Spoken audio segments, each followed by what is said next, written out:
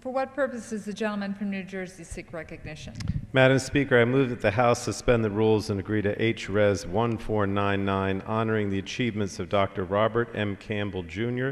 to provide children with life-saving medical care as amended. The clerk will report the title of the resolution. House Resolution 1499, resolution honoring the achievements of Dr. Robert M. Campbell, Jr. to provide children with life-saving medical care.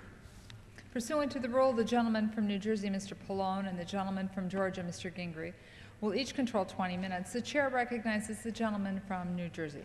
Madam Speaker, I ask unanimous consent that all members may have 5 legislative days in which to revise and extend the remarks and include extraneous material in the record. Without objection, so ordered. The gentleman from New Jersey. Madam Speaker, I yield to myself such time as I may consume. The chair recognizes the gentleman from New Jersey. Thank you, Madam Speaker. House Resolution 1499 honors the achievements of Dr. Robert M. Campbell, Jr. to provide children with life-saving medical care. And I want to thank the sponsor of the bill, Congresswoman Debbie Wasserman Schultz from Florida, for sponsoring this bill, and also her tireless efforts to get co-sponsors and what's necessary to bring this bill to the floor on an expedited basis today. I will leave it to the Congresswoman to talk more about Dr. Robert M. Campbell, but let me just say that he is a pediatric orthopedic surgeon, affiliated for many years with the University of Texas, and also now director of the Thoracic Insufficiency Center at the Children's Hospital of Philadelphia. In collaboration with other specialists, he helped identify thoracic insufficiency syndrome, which is associated with the rare condition of congenital scoliosis, fused ribs, small chest, and missing ribs. And after 14 years of advocacy, the Food and Drug Administration approved the vertical expandable prosthetic titanium rib in September of 2004 through Dr. Campbell's efforts. So I want to applaud his work, urge my colleagues to join me in supporting this resolution, and reserve the balance of my time. The gentleman reserves the balance of his time. The gentleman from Georgia is recognized. Madam Speaker, I rise today in support of this resolution, House Resolution 1499, honoring the achievements of Dr. Robert Campbell, Jr. And the work that he did in regard to not only this particular device that Mr. Pallone just described, but a lot of other pediatric medical equipment. I guess today is my day for reflection, Madam Speaker, because as a practicing physician for 31 years before being elected as a member of the House, I distinctly recall having a patient that actually died of this thoracic insufficiency syndrome that Mr. Pallone was discussing in regard to how Dr. Campbell invented this device, this vertical expandable prosthetic rib. I don't know when that invention occurred. I guess, well, I do, 1987. And Madam Speaker, it was before that. And my patient was someone who was born with spina bifida and never had usage of her lower body, her limbs. She was what I guess you would refer to as a paraplegic. But she lived into adulthood, and when she was my patient, she was in her mid-30s. And she was a beautiful, her name was Fran. I won't say her last name out of respect for the family. But Fran was a beautiful, it looked like a child, but she was in her mid-30s. But her chest, her thorax, as just described with Dr. Campbell's patient, had not grown and fully developed, and it was difficult for her to breathe. And when Fran actually died, I'm sad to say, maybe a couple of years after she became my patient, that's what she died from. And maybe if she as a child had the opportunity to take advantage of Dr. Campbell's knowledge and expertise and contribution to medicine, particularly the field of pediatrics and pediatric birth defects, maybe Fran would be alive today.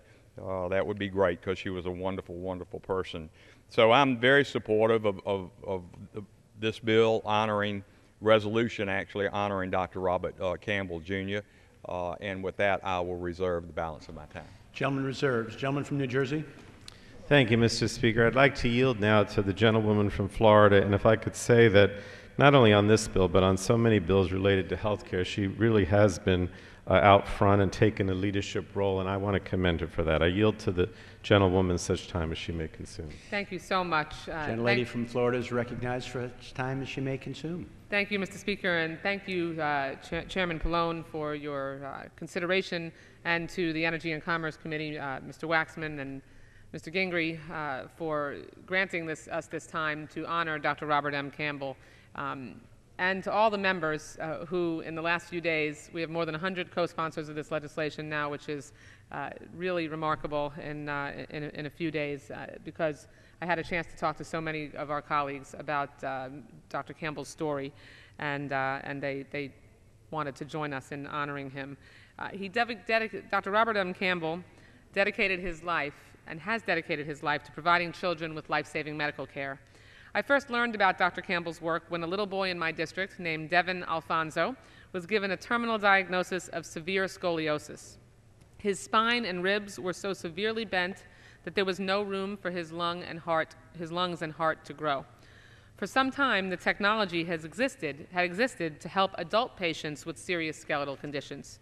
However, as Devin's family had to learn the hard way, the life-saving medical devices used in adult care are not fit for the small bodies of children. So often, these medical devices are simply far too big for children suffering from either scoliosis, thoracic insufficiency syndrome, or similar conditions. Even if miniature versions of these devices were created, a growing child's body would mean that the device would quickly become too small and require more invasive surgery. For years, physicians trying to treat children like Devin were forced to use less effective treatments, more invasive therapies, or jury-rigged makeshift equipment as their only options to provide this vital care. And far too often, these doctors are left with no effective treatment at all, meaning that a diagnosis like Devin's was simply a death sentence. But Dr. Campbell refused to accept these outcomes. He devoted his career to working with children like Devin, suffering from congenital scoliosis, fused ribs, small chests, and missing ribs. He made it his mission to change their fates. And in such a dire environment, the work of this dedicated physician, Dr. Robert Campbell, has made all the difference. He has waged a decades-long campaign to provide a solution for these children that give them a fighting chance. During the 1980s, while at the University of Texas Health Science Center at San Antonio, Dr. Campbell teamed up with the late Dr. Melvin Smith on developing a medical device suited for children. And in 1987, Dr. Campbell, along with Dr. Smith, made a major breakthrough with the invention of the vertical expandable prosthetic titanium rib. This device proved to be easy to implant and, importantly, could be expanded with minor outpatient surgery as the child grows. Unfortunately, as these rare rib and spine disorders occur so infrequently in the population, Dr. Campbell was just starting his journey on getting this life-saving device to the children that needed it. Completing the necessary trials for Food and Drug Administration approval proved a tremendous challenge. The process stretched out for well over a decade, but Dr. Campbell kept at it, working to develop and complete the needed trials. In this effort, he received invaluable help from the National Organization for Rare Disorders, or NORD. This organization of medical professionals helps bring attention to the 6,800 known rare diseases that currently have no approved therapies.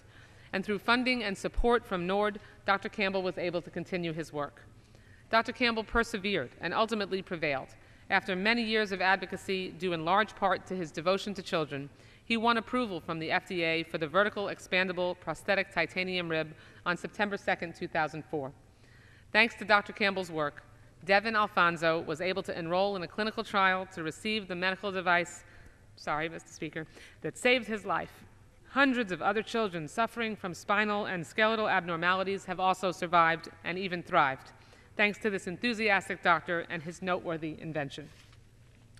From his identification of thoracic insufficiency syndrome to his persistence in bringing his life-saving device to fruition, Dr. Campbell has been a stalwart for children's health.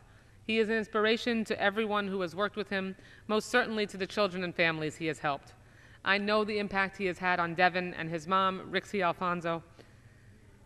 And over the past decade, I've gotten to share in the joy as Devin has grown into a wonderful young man. So please join me in celebrating Dr. Campbell's achievements and honoring his unwavering devotion to saving the lives of so many children. Thank you. I yield back the remainder of my time. Gentlelady yields back. Gentleman from Georgia. Mr. Speaker, I have no other speakers, and I am prepared to yield back the balance of my time and just ask my colleagues to support House Resolution 1499, the resolution honoring Dr. Robert Campbell, Jr., and I do yield back the balance of my time. Gentleman yields back. Gentleman from New Jersey. Thank you, Mr. Speaker. I also have no additional speakers, so I would yield back the balance of my time and urge adoption of the resolution. Gentleman yields back. All time has expired. The question is, will the House suspend the rules and agree to House Resolution 1499 as amended? Those in favor will signify by saying aye. Those opposed, no. In the opinion of the Chair, 2/3 being in the affirmative, the rules are suspended. The resolution is agreed to, and without objection, the motion to reconsider is laid upon the table.